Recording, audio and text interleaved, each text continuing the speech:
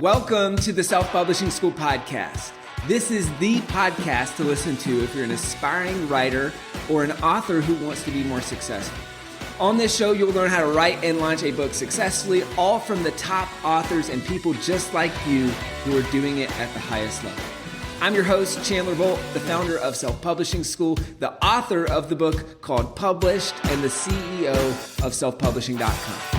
For free training on how to publish a book that sells 10,000 copies, go to selfpublishing.com/free training.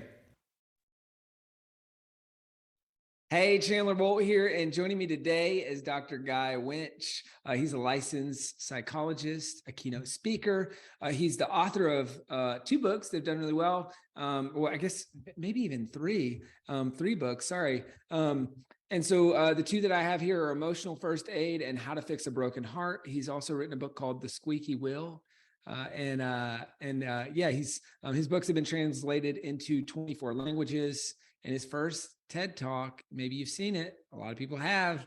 It's called Why We All Need to Practice Emotional First Aid. It's been viewed by over 5 million times. I don't know if we can say over 5 million people, but and it's rated as the number 5 most inspiring TED Talk of all time on TED.com. So in this interview, I want to talk about a couple themes. So, I mean, we get asked all the time, how do you land a TED Talk? What are some of the themes there? I think what's really interesting, Guy has some experience with TED books, has also kind of turned a TED Talk into a book, or had those 2 work together. So I think there's some interesting themes there. I think there's also some interesting themes if you've listened to or watched the episodes with 5 Love Languages, Gary Chapman, or with Henry Cloud of Boundaries. I'm really fascinated by this concept of, for people who work with people one-on-one, whether it's with mental health or psychology or counseling, et cetera, is like, how do you take that, crystallize it into a book, and then impact people at scale? And even just, Guy, we were talking before this about democratizing that thing through your podcast. So we got a lot of ground to cover. I think this will be a fun conversation. Guy, great to have you here. Thank you for having me. I'm excited for this. Yeah. So let's maybe at the start, why did you decide to write your first book, and why books as kind of a big part of your brand, your business, and what you do? So so full disclosure, I always loved writing, and I always wanted to write on the side. And so when I became a psychologist, I spent a few years building my practice, and then I took I cut it back a little bit so I could make time for writing. And by the time, what I was writing was screenplays. That, just to be very clear, that no one asked me to write, nothing ever happened with, nothing's ever been produced, but it was a good 10 years of toiling away, and something getting optioned, and then not, and then something almost happening here, and then not. And it was on the 10th year, like I think it was 2008, I had a screenplay optioned, and it was about to be produced, and then the financial collapse of 2008 happened, and that went kaput. And then this person who was an agent, who always said to me, like, I don't do screenplays, I do nonfiction, write psychology. She said, well, maybe now you'll write psychology. And I had this idea for this book, The Squeaky Wheel, which is about the psychology of complaining. And I'm like, oh, fine, I'll write psychology then. And that's when all the success happened. In other words, 10 years of toiling literally got me nowhere. But the minute I pivoted to that lane, it started to work. So would you say that a lesson from that was write about what you know, or write about? There's a lot of lessons there. Number one, perseverance, because I could have given up on writing. Yes. Period. Number one.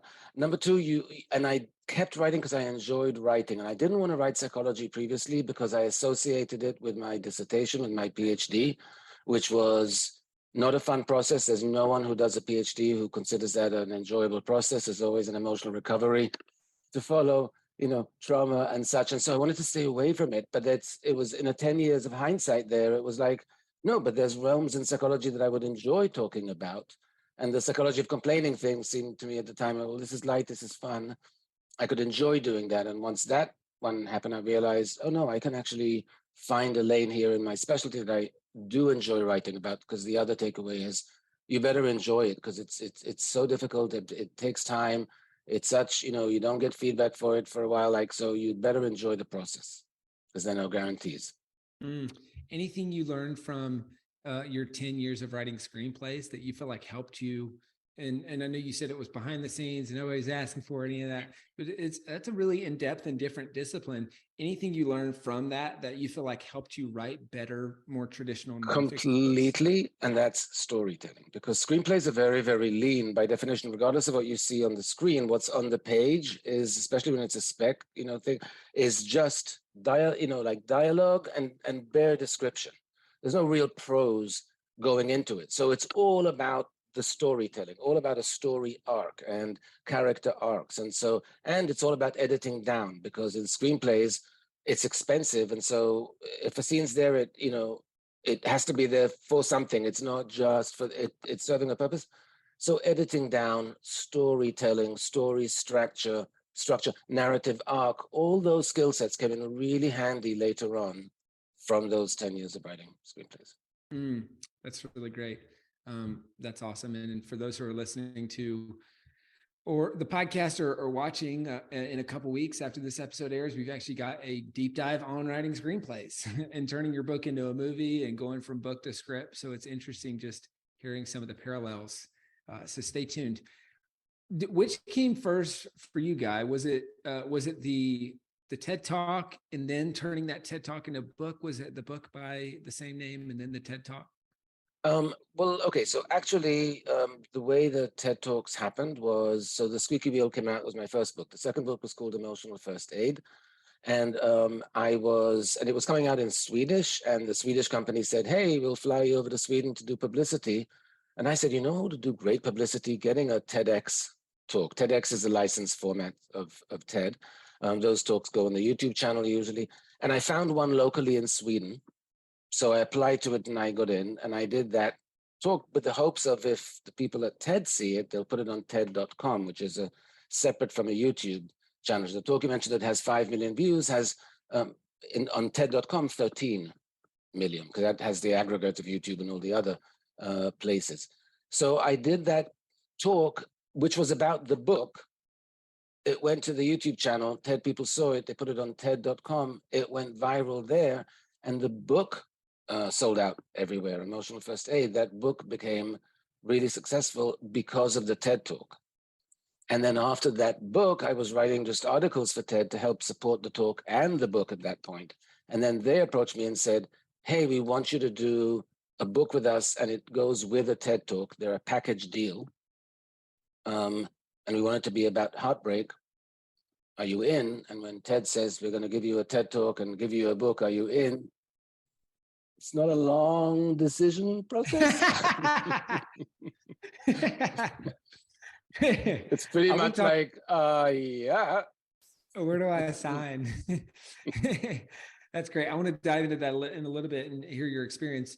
But maybe first let's back up. And so you wrote the book, then did the TED Talk, then you did the TEDx talk, then did really well, and then that got picked up by TED and kind of kept snowballing. Do you feel like writing the book first helped you deliver a better talk? And if so, how? Yes, because TED Talks especially, right? I mean, they're 12 to 18 minutes, sometimes 6 minutes, they're short. And when you have a whole book of material from which to draw, it gives you a ton of options. It's a big sandbox to play in, because then if I'm trying to write a talk like the Emotional First Aid talk that I wrote as the TEDx that is now on TED.com, I knew the through line that I wanted. The through line that I wanted to write about the fact that physical health and emotional health should be the twins of our well-being, and I'm a twin, and we're not treating them like twins, and as a twin, I find it offensive. So it was about my twin brother, and I knew the through line, but how to make the point that we should treat our emotional health like physical health. You can choose so many entry points for that. You can choose so many aspects of our emotional health that we neglect and we shouldn't for that. Having a whole book gave me a huge array to choose from that I could then organize around the narrative line arc that I had for the talk. And so it just gives you so many options, because you just have all this material. Now, what do I take to make my point? What are the most interesting or the best ways to make my point? That's very, very convenient. Much harder to do it without having that research in the book behind it. That's great. So that should be encouraging for people who have already written a book and are hoping to land a TED Talk is you've already done some or a lot of the fundamental work to crystallize what you will be speaking about. And in TED terms, they call that the big idea, right? I've given a TEDx talk, and that was the big thing in the interview process, and then leading up to actually giving the talk is, what's your big idea? What's your big idea? Right. Say it in a sentence, by the way, right? What's the big idea? And say it very, very concisely. So that's the other part. And why that's actually so important is because TED Talks are short. You don't have time to get into 5 big ideas. There's one. What's the best way to service that idea and tell a story that's going to capture people's interest throughout the time that you're talking about it, the examples and all. So yeah, but that was very useful. And when I said earlier, you know, emotional health and physical health, we should treat them the same.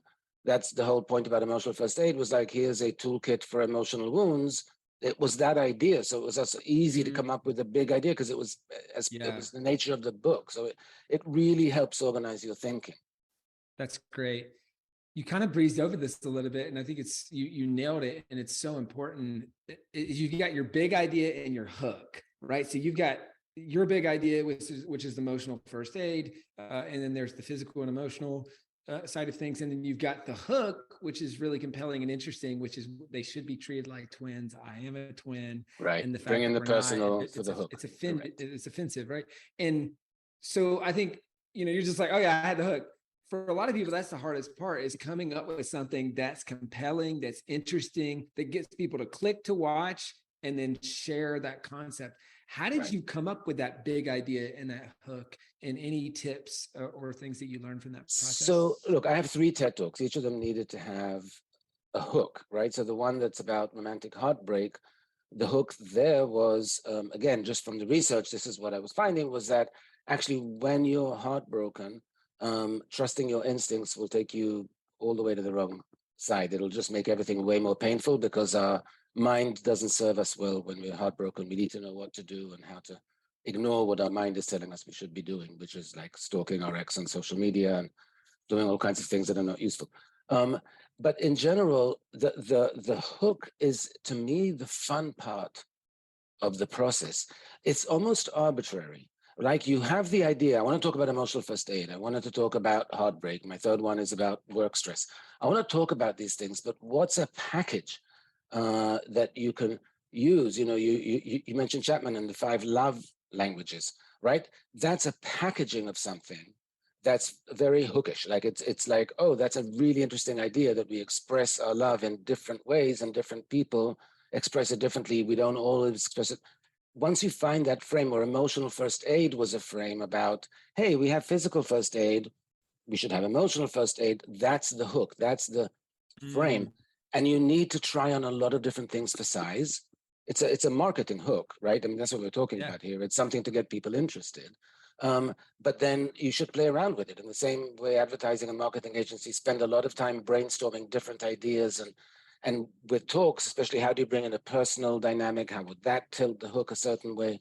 But to me, that should be a fun exploration of really what's the best I can come up with that will organize what I want to talk about in a way that's, succinct and appealing, and people go like, oh, I get it in a sentence, or that's interesting, I want to hear more. That's really great. I love how you approach that. Hey, Chandler Bolt here. I hope you're loving this episode so far. It's time to go from inspiration to implementation. All right, so if you've learned something, we want to help you implement what you've learned with your book. So what I want you to do right now is go to selfpublishing.com/schedule, book a publishing consultation with one of the experts on my team. We'll talk about your goals for your book, your dreams, your challenges, your next steps, and we'll start putting together a plan. All right, so go to selfpublishing.com/schedule, book a call with the team. Let's see how we can help with your book. It's time to implement. Do you think about it the same way when you're creating a hook or a title for a book as you do a TED Talk? And if so, why? Or if not, why? Yes, because it's all about the packaging. In other words, a lot of what I say in all of my books, there's some things I think I've said in an original way that people haven't quite said that before. But a lot of it is I'm using data that other people have used to describe other things. I'm using research that is available to other people.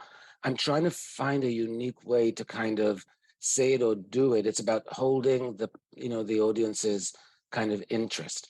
And the way I tend to think about those things is I always start by thinking about, well, what's a kind of a riddle or a puzzle or a mystery I can pose at the beginning to get people thinking, to get them to go like, huh, oh yeah, that's interesting.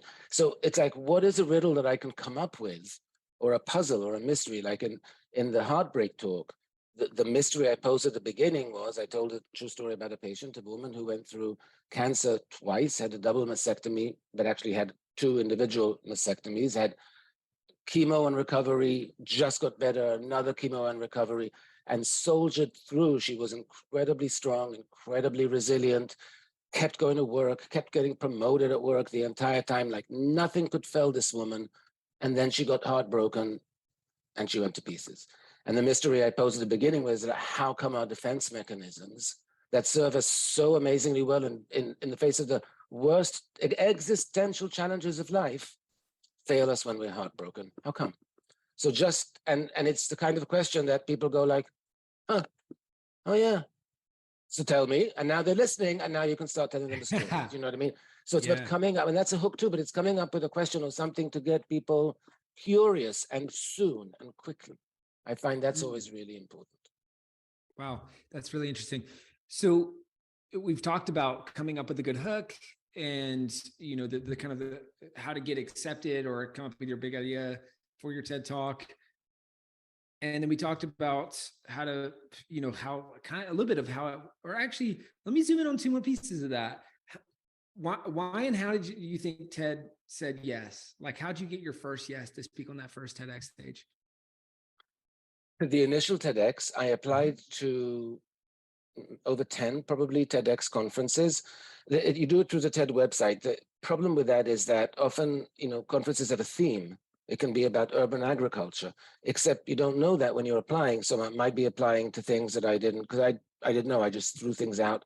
And I happened to hit on a conference in which they already announced the theme, but had room for speakers. Usually once you announce the theme, you're kind of closed for speakers.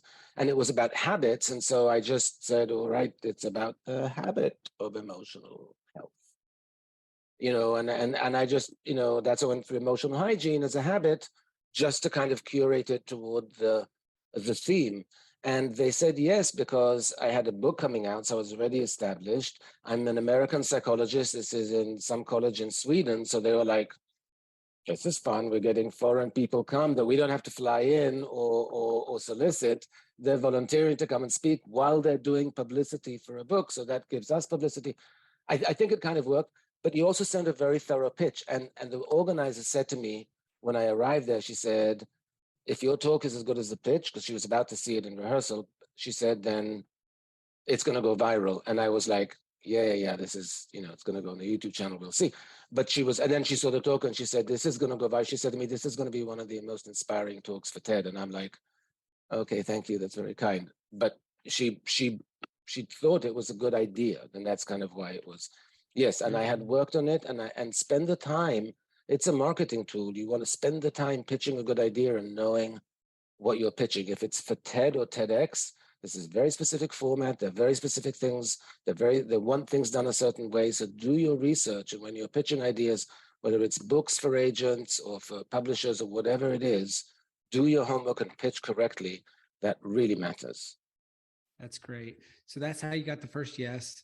Then we also talked about how you come up with your big idea or your hooks. And that leads in a lot of ways to it becoming shareable or viral. Is there anything else that you did or that you feel like worked well that maybe either led to it going viral or brought in a bunch more views? Yes. So for example, on every TED Talk of the 3 that I did, I went through and after I had the basic talk, the basic structure, the basic ideas, I wrote 5 to 7 sentences in the talk, which are memes, theoretically, which you can just lift and post on social media because it's exactly the kind of, it's said succinctly. It's not in over 3 sentences, I'm saying this. I had those things and I wanted to make one good sentence out of it, very kind of straight to the point, the kind of thing you would see on social media. So people listening to it could repost and help the virality of it. So I literally spent time crafting those, because sometimes collapsing it into one sentence where this to this in a clever little cute way, it's a little bit of a squeeze, but I actually spent time on that squeeze because I wanted certain sentences that could be identified by other people, or I could put out there, on Twitter here, social media there, whatever. So yeah, so I was thinking at the level of sentences as well. I was thinking about humor, that's important for people, and where do I put jokes in without ruining a moment, because some of it is dramatic, so it's not appropriate. Some of it, so it's a time where you want to lift tension. I said I wanted to start with curiosity. My first book, The Squeaky Wheel, the mystery I started with, again, a true story, was there was construction being done 20 years ago outside my apartment, and it was horrible noise all day, but it wasn't my building doing it. It was just another building in New York City. And so the entire building wrote complaint letters because it was unlivable. And I was the only one who wrote a complaint letter that actually got a rent abatement. No one else did. And the landlord called me and he said, everyone's writing complaint letters, but that was a really good complaint letter. I'm giving you a rent abatement. And that, when I started working on the Squeaky Wheel, I'm like, let's do an analysis. And I do an analysis of why I'm the only one who complained about the same thing that worked, and what is the psychology of complaining that I use to make that effective. But it starts off with a story. So now people are interested at the end of the introduction of like, wait, how do you do that? What was it? Right. So it's about presenting, like you want to, people need to have an appetite to come back for the next page and the next chapter and the next minute of a talk. And you have to help provide it. That's great. So an opening story that makes it interesting, makes people care. Like you said earlier, that maybe even posing a question where people say, why is that? Right. Now I'm interested. Now I'm Exactly. listening to the meat of the talk. You've got snippets or one sentence snippets that you can then use to boost the virality on social and things like that to help the overall talk grow. Anything post talk that you did to market the talk that you feel like worked well and boosted views? Everything I possibly could. So for example, TED reached out and said, hey, can you write, they're a nonprofit, they don't pay for talks, they don't pay for articles. So can you write an article for us based on the talk? And some people would say like, well, no, I already I don't want to write articles for free. And I'm like, of course I will. So because that's a big platform. So, I did that. I supported the talks and the books. I mean, when you write a book, you want to support the book. You want to do as much publicity as possible. You want to say yes to as many things, as possible. So I was very much doing that. I was out there looking to see how I could continually promote the talks or the book. For the first TED Talk, when it came out, and it was on YouTube still, it wasn't on TED, I got it in Time Magazine online over Christmas because I had pitched it to a reporter that I didn't know, but I said, hey, this is my TED Talk, and here are the ideas, and here are the points you can make in an article, and da-da-da. And it was like easy work for her because I kind of gave the whole, like, this is what it would look like, and these are the points. And so she said, all right. And she wrote it up, and it went out on Christmas Day, and it became one of the 5 most read stories over the Christmas day in Time, which is not about emotional health. It's political and news and all that stuff. But it was an interesting idea again. So it was like, but I pitched a lot of journalists about, hey, you want to write about my talk? Do you want to write about this? And here's why you should. And I did the research, knowing that they write about this thing, and this is what they've written about recently. So I could say, I saw you wrote A, B, and C. I think this would be a good compliment, rather than just pitching. I get this all the time, pitches for my podcast, which is therapy. It's a therapy podcast. And people are like, oh, here's a guest you should have on. I'm like, we do therapy. So apparently you haven't listened to a single episode, even though they write to me, we love the podcast. You haven't heard it because you're not pitching accordingly. So do the homework. Got it. So do the homework. And then it sounds like saying yes to a lot of things that you feel are opportunities to promote the talk, and then making journalists' job easier to using your TED Talk to get more PR and publicity. Super smart. So we've talked a lot about, okay, how do you get the talk? How do you make it go viral? All those things. But then you said something earlier, which was the book sold out when the TED Talk came out or was picked up. A lot of times people can do a TED Talk and it not move books, right? It can go viral, but not have an impact for selling books or growing your business. What do you feel like you did well so that a lot of viewers would end up purchasing a copy of the book? So first of all, again, there's TEDx, which is a licensed format, and there's TED. On the TED.com website, there are only 3,000 talks. On the YouTube TEDx channel, there's 500,000. So that's not what's going to help it go viral. And what's considered viral there is not what's considered viral. What's considered viral on TED.com is to have 1 million views of a talk within a couple of weeks. That's kind of viral. So it depends where the platform is and how viral it really is going. But people should be able to tell that there's a book, or if the book should have. I've sometimes seen people have talks and the name of the book is completely not present in their talk, and not even just the talk itself, but in the title of the talk, it's not present a lot in the verbiage of the talk. So in terms of SEO, like you're not getting the cross-pollination of certain concepts being associated with your name or with your book. So, you want to use certain terms and you want there to be an immediate, but if you're going to use the talk to promote the book, then push the talk, but make sure that you're pushing the link to the book in the wherever you're pushing that talk, that people can find the book. You're not going to mention the book in a TED talk because that's not what's done. But if it's, people will look for you or look you up in that way if it goes viral. And so you want to leave a trail of breadcrumbs wherever you're promoting yourself, so that people can follow the trail to your website, to your email list, to your social media, where they will then get exposure to the book. That's good. And I know TED and TEDx are a little bit particular about kind of self-promotion and the talk itself. You can't do it in the talk itself. Yeah. So can you even say the name of your book, or was there anything in your talk that kind of related to the fact that there's a book about this? Well, the talk is called Why We All Need to Practice Emotional First Aid, and the book is called Emotional First Aid. So yeah. And the second talk is called How to Fix a Broken Heart, and the name of the book is How to Fix a Broken Heart. So yeah, I try to keep them, in other words, they're fine with naming something. They're not going to say as per the book, but they'll use that concept. If you're writing about, the joy of cactus plants, then you can have a TED talk called The Joy of Cactus Plants. That's not a problem. Got it. Okay, cool. Now, you mentioned earlier about your, which one was this? This was, I think, How to Fix a Broken Heart, where TED Books came and said, hey, or TED came and said, hey, it's a package deal, book, and a TED Talk. What did the structure kind of that look like, and how was that experience overall? So first of all, that was something they were experimenting with. I don't think they're doing that currently with the TED Books anymore. The idea of the TED Book is to take a talk and to do a deeper dive into that talk. So they often did it with talks that were out already, and they approached a person and said, hey, write a book about your talk. With me, it was like they didn't have a talk about heartbreak. They wanted me to write the talk and kind of write the book.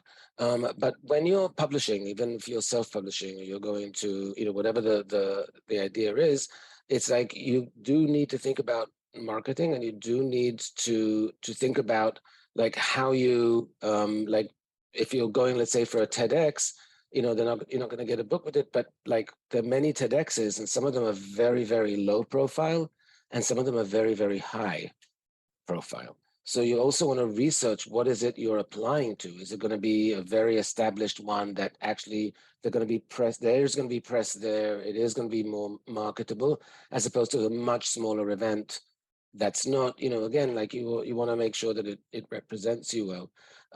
And the other thing I found is that, just going to mention this because I hadn't yet, podcasts are a very good vehicle. This one and many others to promote books. And there's such a huge space today. It's exploded so much over the past 3 or 4 years. You should be able to find 50 podcasts in whatever the lane is that you're writing about, and then apply to them. I applied cold in my first book. I applied, it was 10 years ago, so podcast was a much smaller space. I just applied to all the top podcasts in my space and said, hey, I talk about this, and this. This works with your podcast because you've had episodes about A, B, C, and D. And I think 30% of them said yes, which is a huge, very successful response rate. But it's like, it's very good promotional, vehicles. So if you're thinking about talk and book, should be a lot of synergy there. That's great. And one pattern that I keep seeing that it seems like is unique to you, but also a commonality of people who are successful with this kind of stuff, is reaching out and reaching out to podcasts, to get on podcasts, reaching out to PR and publicity and the person in the New York Times making their job easier. Personalized reach outs where you're making someone's life easier, but also being very explicit and specific in your ask. Like, hey, I think this would be great for your podcast. Here's the book. Here's the TED Talk. Here's why I think it'd be a fit. And I think that's something that a lot of people don't do. We talk in my new book, I talk about this is author appearances is what I call it, right? Podcast, a TED Talk, speaking gigs, they're all kind of under that author appearances umbrella. And you've got the 3 R's of landing those author appearances: research, referrals, and reach outs. And so, you got to research to see which opportunities exist. Referrals are really helpful for that kind of warm introduction. But then if you do all that and you don't do the reach outs, no one can say yes, and no one will say yes. And so it seems like you've done that really well time and time again, and that's worked well. Yeah, but I want to explain something to people who are not aware. In the traditional publishing space, my 3 books are with traditional publishers. Here's what they do. They spend 6 weeks from the time the book comes out, 6 weeks hence, they will put some promotional effort into, and it'll before the book comes out. But it's 6 weeks after that, they have to move on to their next cycle of books. Even with traditional publishing, unless you're a massively best-selling author, which most people are not, it is still 95% up to you to get the publicity.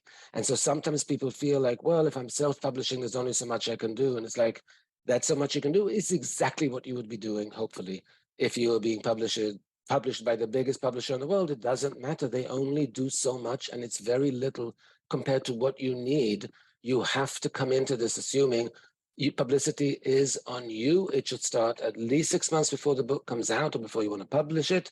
It is a continual effort for a good year afterwards, I would suggest. That's how successful books are made. There's no, once in a blue moon, Oprah will come and put something on a list, bravo. And even then, it only will give you a bump. You need to parlay that thereafter. So it's like there's no way around the self-promotion stuff that you have to do, and you have to get comfortable with that self-promotion. I know it's awkward for people to go, hey, have me on your show, but it's like, if you've done your research and you're making a good point and you think you'd be a good guest, that's not a big ask. It's just like, here's information about me, but you have to do it. You've got to be really ready to push because no one else is doing that for you.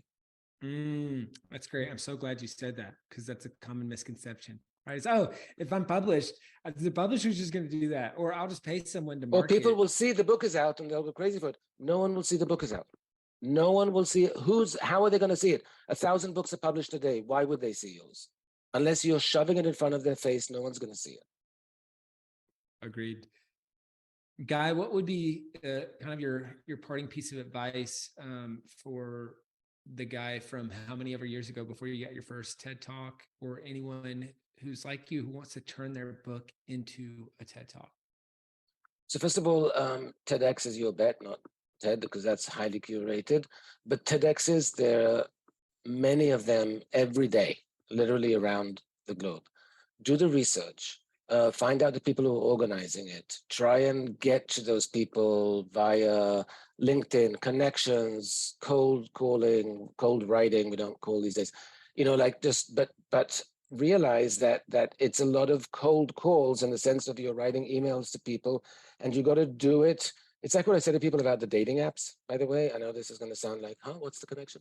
What I say to people about the dating apps is the likelihood of you texting to somebody that will then lead to a first date that's good is small. So you need numbers. You need to be texting with a lot of people to get to that first date.